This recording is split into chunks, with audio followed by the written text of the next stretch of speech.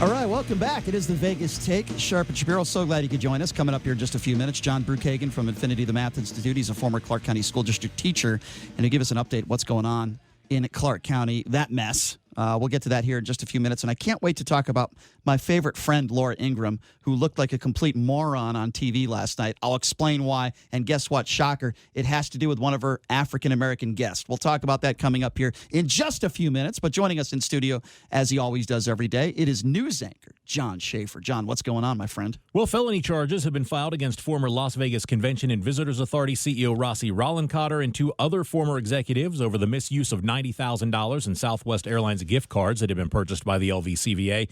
A year-long investigation that was prompted by the Review Journal led to the charges being filed. 72-year-old Rollencotter is facing theft and misconduct of a public officer charge. Ooh, that doesn't sound good. No. That sounds serious. Yes, that does sound boy. serious. Oh, boy. New figures show that the number of deaths reported on Nevada roads continued to fall in August. 22 fatalities were reported in crashes around the state last month. That's down from 36 reported in August of last year. Through the first 8 months of the year, there have been 172 deaths on Nevada roads. That's down about 24% from the fatalities reported over the same period a year ago. The state's Office of Traffic Safety says Clark County has reported 114 fatalities on the year so far, compared to 161 deaths that were reported through August of 2018. Okay, so I would like to think that people are driving more safely. There's less DUIs and all that stuff, but my mind is telling me the weather, when it rains a little bit, when the weather's bad, sadly, there's more accidents. I think the weather has cooperated pretty well recently. And I hope I'm wrong on that, but I just can't think to myself that, all of a sudden people in Las Vegas and Nevada are starting to drive better because there's so many idiots on the roads here. Everyone hasn't suddenly learned how to drive. No, that's true. An adult video and bookstore that's believed to have operated the last remaining Peep Show in the Las Vegas area has closed, marking the end of an area. Showgirl Video shut down last month after nearly 4 decades. The building will soon be torn down to make way for a marijuana dispensary. That's so sad because I used to go to that adult video bookstore every night. No, I'm just kidding. JD did though, didn't you, JD? Brian, you definitely did. I did not. I gave you rides several times a week. Okay, you're lying. I'm not lying at all. I have gone to strip clubs now and again. I've probably gone to strip clubs maybe 20 times in the last 20 years. I have never gone to an adult video bookstore in Las Vegas. I think we've been to the strip club together at least 4 times in the last 2 months. How does that work, JD? Do they have like private compartments where you can watch a video by yourself? I think we just have to ask Tim Unglesby. Well, you know. I can tell you only because I attended a raid at one. Did you really? Yeah. Absolutely. Of course you and did. it's private booths where you put your money in the thing and a little door opens up and a woman puts on a show for you. Oh, okay. The one that I went to that was being raided by the Pennsylvania State Police was right across from the state capitol. And lawmakers, speaking of your last subject with the drag queens and people being closeted homosexuals, lawmakers would go over there and there were holes in the walls between the booths and male lawmakers would enjoy each other's company, and it got raided for health reasons. Wait, hold on a second. That's just like E.T. You just put your finger through the hole, right? That's exactly right. E.T. come home. See if there's a light on the other side. That's exactly what you did. Yes. But it was a glorious hole. Gee, that's horrible. I'm going to leave that one alone. The Adult Entertainment Expo is coming up in a few months. We'll touch on that then.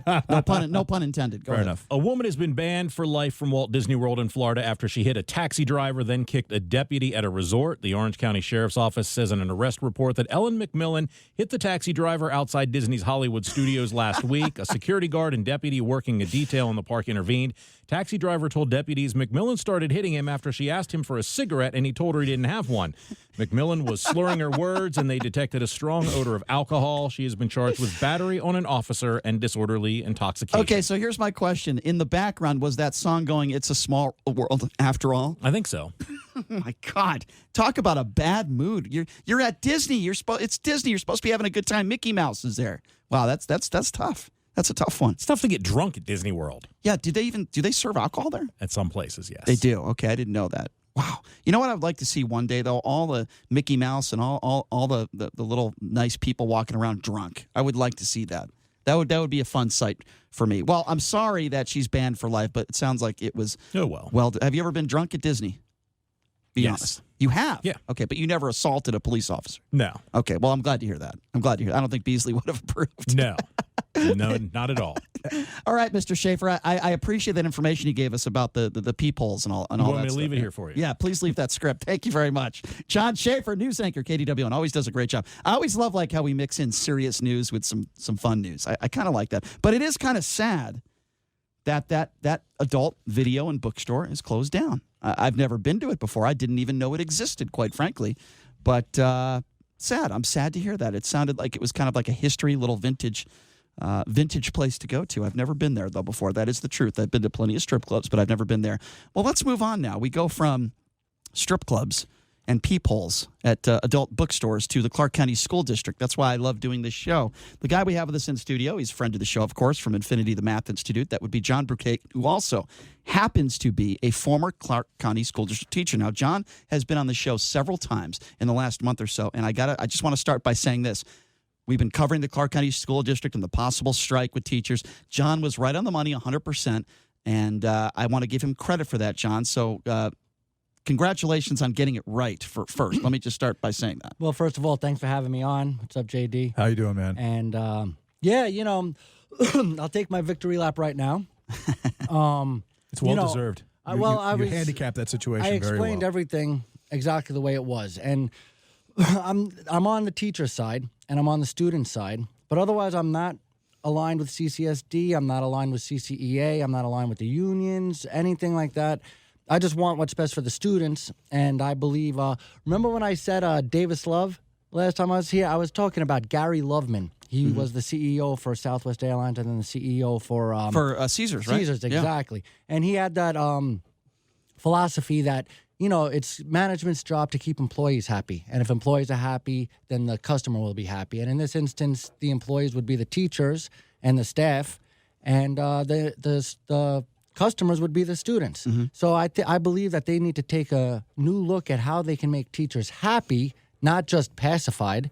And in turn, the teachers could show up to school every day happy, and that happiness would be contagious onto the students or the customers in your business model. Obviously, in the Clark County School District, they have not made employees and teachers very happy over the years. They've done a bad job of it. John, what do you think about our banner? I love it, man. Does it validate us? You guys are almost like a professional operation For here. people that have so close. For the listeners that have absolutely no idea what JD is talking about, let me explain. The banner behind us.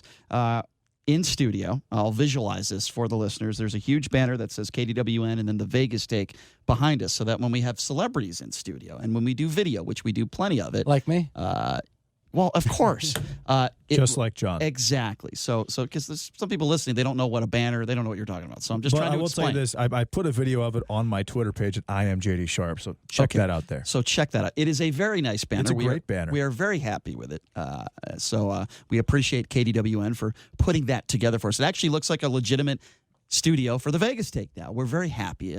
I'm a little claustrophobic because this banner has been pushed forward a little bit, so I don't feel like I have as much room as I had before, but I think I'll be okay. Well, I don't know if your listeners know, but, we're doing this out of your mother's basement, and I can't believe we could fit so much stuff in your mother's basement. Let me tell you something. If we were doing this out of my mother's basement, she'd be down here yelling at me every 5 minutes. We wouldn't be able to do a radio show, so that definitely is not happening. I can confirm that is the absolute truth. Because my mother is completely crazy, and I have the recordings to prove that. But anyway, we'll get to that. We'll get to that on another show. But Can I just wrap up my little victory lap here? I just want to recap for some of the people who might not have been listening and just bring the realization of what really happened.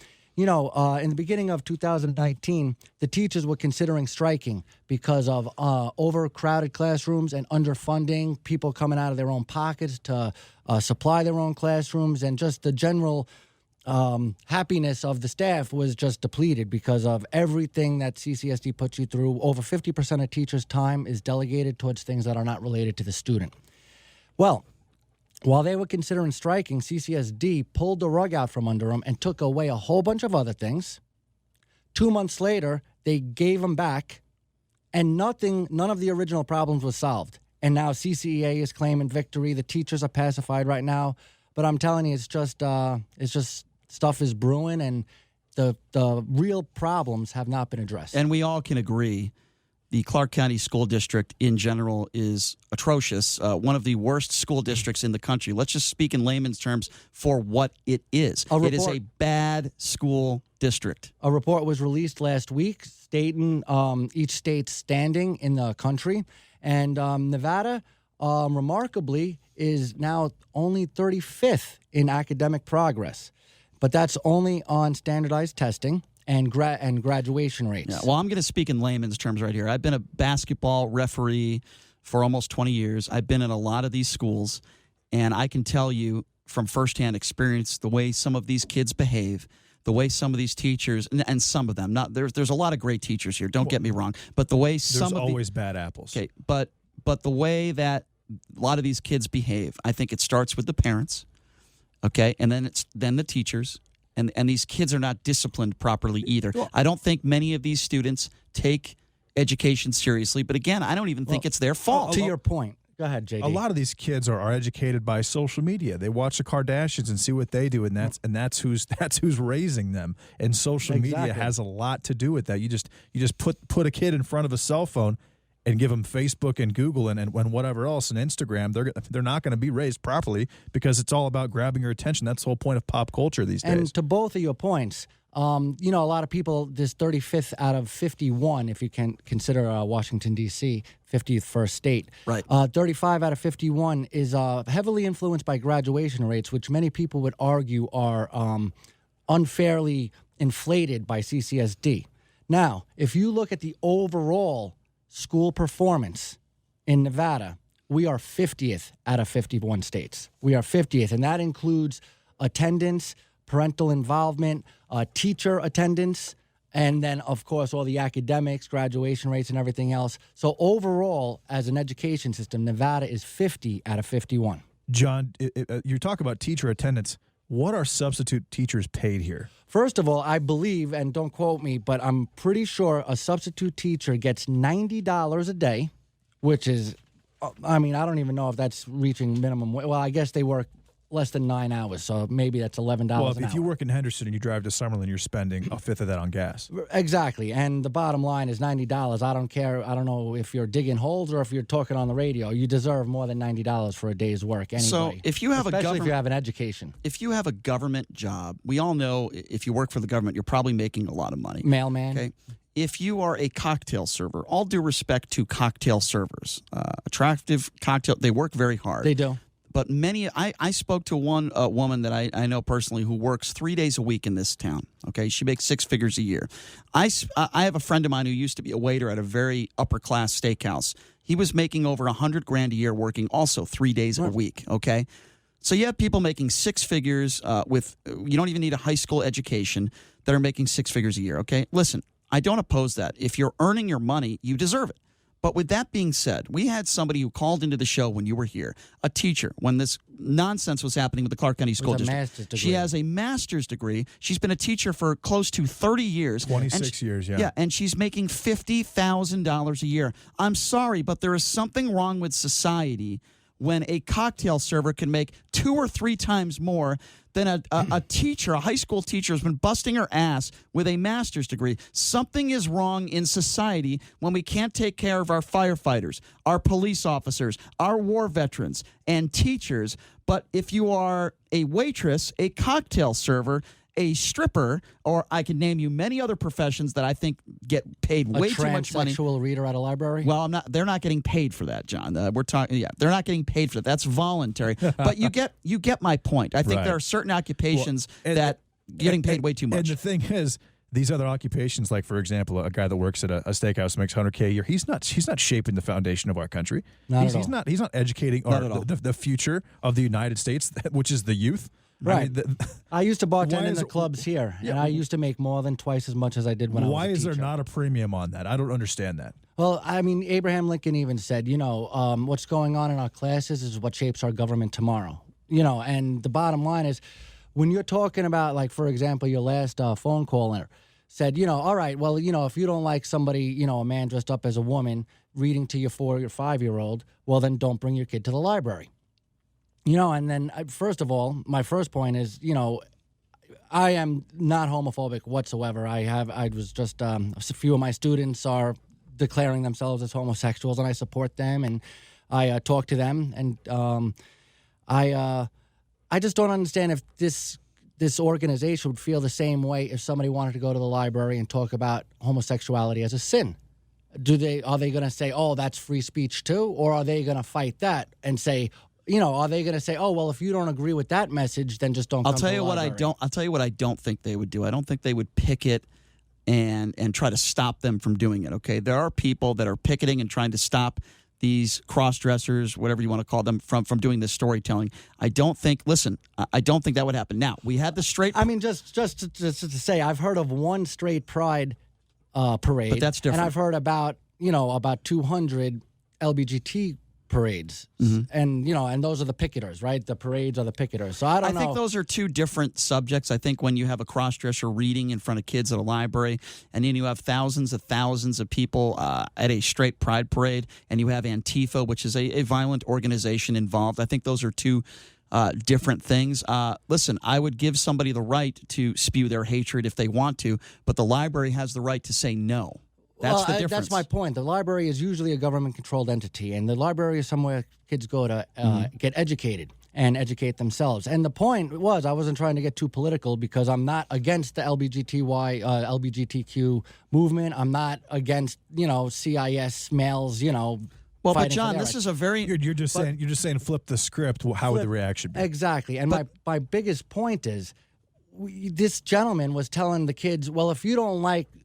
or parents, if you don't like drag queens showing up at the library, don't come to the library. We have an instance going on right now over the school board where somebody who's on their way out within a year because their term is limited, they wanted to be on the athletic council for the school board. And Lola Brooks, the president of the school board, appointed somebody else saying that, you're going to be leaving in a year, so you won't be able to fulfill the obligations necessary. And she's saying, oh, well, we need more African Americans on there. Right. And meanwhile, the president of the athletic administration is an African American. So it's kind of a moot point because I don't think it was anything to do. I understand. But you got the school board arguing over racism on the athletic board. You got the LGBTQ community arguing over, if you don't like us, then don't come to the library. And in all these conversations, nobody's saying, how can we get the kids to learn more? How can we get the kids more educated? How can we get the kids, to learn more? But here's where I disagree with you. I think that many kids are trained at a young age by parents, and by the way, I think this is wrong, that being gay or homosexual is wrong. There's a wrong way to live, and there's a right way to live, and that is wrong. I personally believe what these drag queens, this organization, doing is teaching kids at a young age about diversity, and it's okay to be diverse because make no mistake about it, there's a fairly large population in this country that are homosexual, okay? And many of these kids, maybe at that age, they don't know yet, but you're teaching them, hey, it's okay to be different. It's okay to be diverse. And I personally see nothing wrong with that. And a lot of people that preach the Bible, that teach kids at a very young age, I call it hateful rhetoric.